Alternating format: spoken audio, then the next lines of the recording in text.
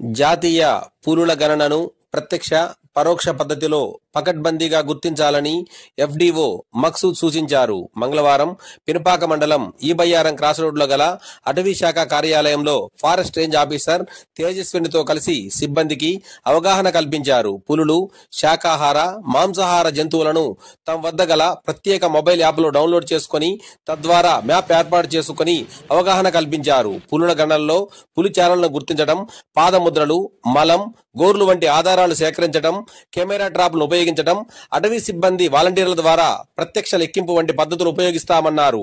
మనిషి వేలి ముద్రల వలె పులి చారలు ప్రత్యేకంగా ఉండడంతో ప్రతి పులికి వేరువేరుగా గుర్తించవచ్చన్నారు. పులి పంజా గుర్తులు కూర్చున్నప్పుడు ఒక విధంగా, నించున్నప్పుడు మరో విధంగా, పరిగెత్తే సమయంలో మరో విధంగా ఉంటాయని తెలిపారు. గతంలో ఈబయ్యారం రేంజ్ పరిధిలో తిరిగిన పులిని జీపీఎస్ మ్యాప్ ఆధారంగా గుర్తించామన్నారు. పులుల గణనలో సహాయం చేయడానికి స్వచ్ఛంద సంస్థ వాలంటీర్లు, జంతు ప్రేమికులు, యువకులు పాల్గొనవచ్చన్నారు.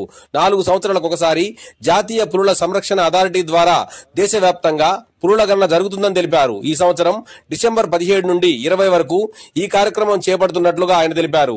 2018 గణన ప్రకారం మన దేశంలో పులుల సంఖ్య 2461 ఉందని తెలిపారు. ఈ కార్యక్రమంలో డిప్యూటీ రేంజ్ ఆఫీసర్లు అరుణ, వెంకటేశ్వరరావు, ఫారెస్ట్ సెక్షన్ ఆఫీసర్లు, ఫారెస్ట్ బీట్ ఆఫీసర్లు తదితరులు పాల్గొన్నారు. ఇట్లా వచ్చి తిరిగి అగైన్ మళ్ళీ ఇట్లా వచ్చింది. లాస్ట్ టైం కూడా ఇట్లనే వచ్చింది. ఇది సేమ్ టైగర్. లింగాలలో మొన్న దొరికినప్పుడు దాన్ని అశోక్ కంపేర్ చేసినావు కదా, సేమ్ ఉండే. ఇప్పుడు అది ఈ డేట్కి ఎక్కడ ఉండాలి లెక్క ప్రకారం? మరి ఇవాళ ఎంత డేటు? 2 డిసెంబర్.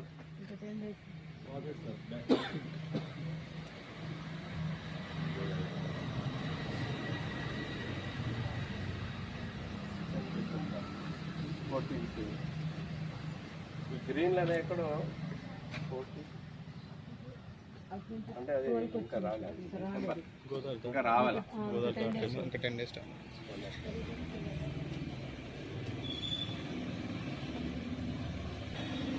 ఎక్కువ తిరిగింది ఒక రోజు, దినమంతా తిరిగింది.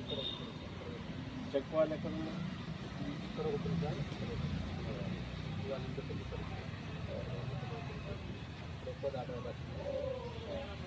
అది ఇంతకుముందు తెలుసు కదా అందరికి, గుర్తున్నది దగ్గర.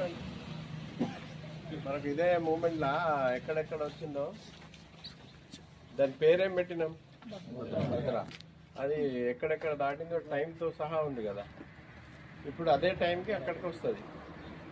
కాబట్టి మనము ఈ రీడింగ్స్ పెట్టుకున్నాం కదా.